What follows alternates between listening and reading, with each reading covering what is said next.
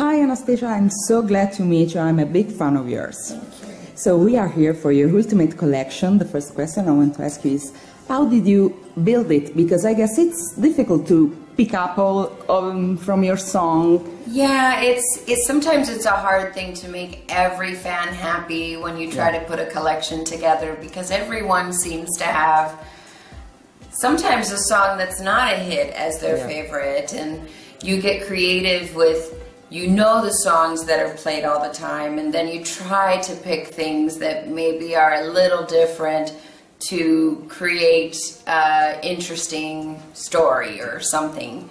But for this album, I decided to go into a couple of soundtracks and covers that I had done, because that wasn't something I'd ever done often in my life.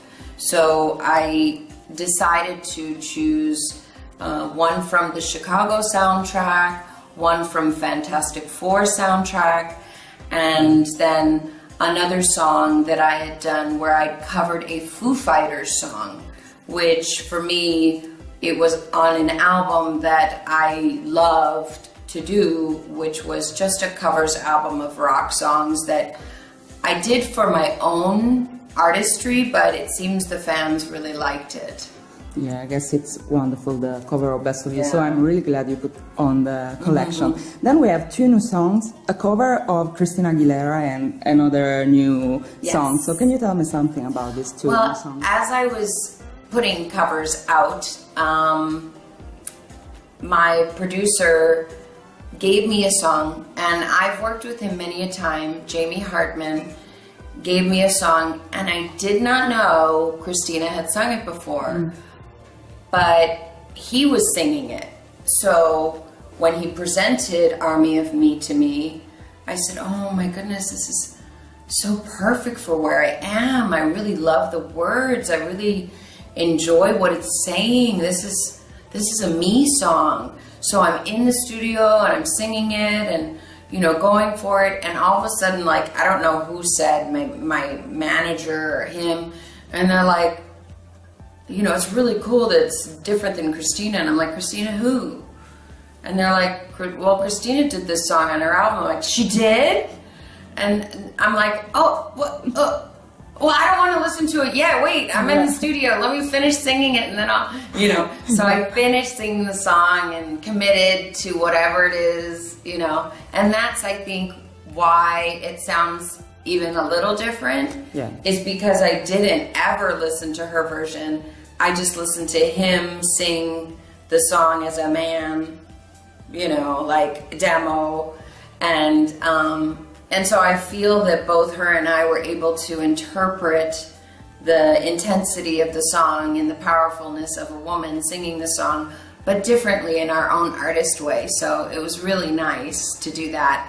And then creating a new song, like Take This Chance, and writing it on the road while I was touring with the actual Resurrection tour, it felt like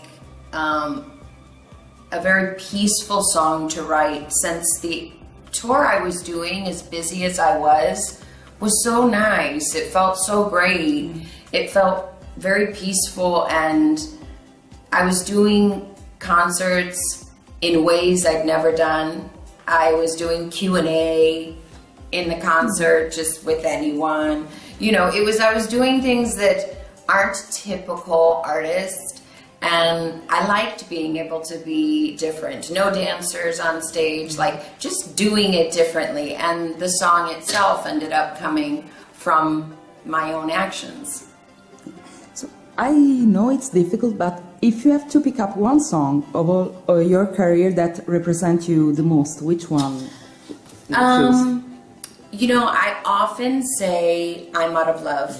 And I say that because it's my first, it's how I learned to understand the business. I got very, very lucky with that song, but a very, very strong second, if not almost a number one to me as well, is Left Outside Alone. Like, it's kind of like, because Left Outside Alone was when I discovered a different part of my artistry, which I believe is the sprock sound that I now have and do in almost everything my music is about.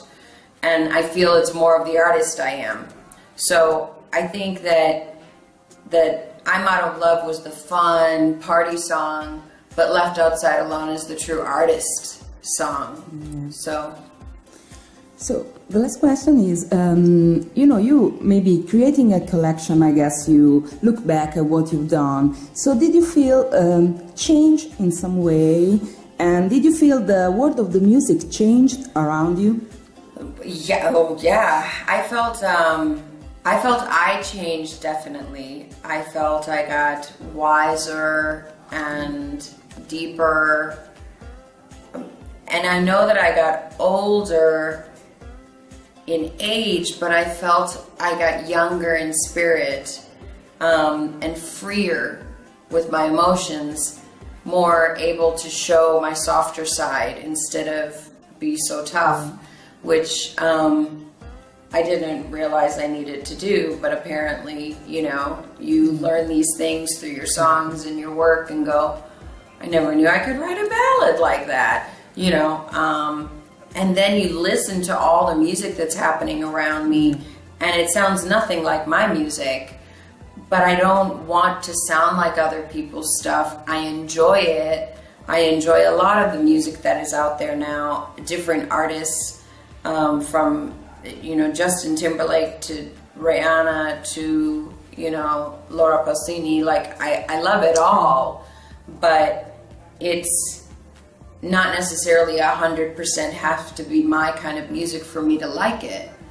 The music industry so changed because it's pretty much all internet, and you try to do the best you can to connect as an artist, but it changes, you know, rapidly, and this whole self-promotion is kind of the way of the world on computers, and so you really just have to hope that you connect enough to continue to get people to want to watch your live performance, because selling records is, you know, the hard part. It's really getting people to your concert that becomes, you know, like even more challenging, you know.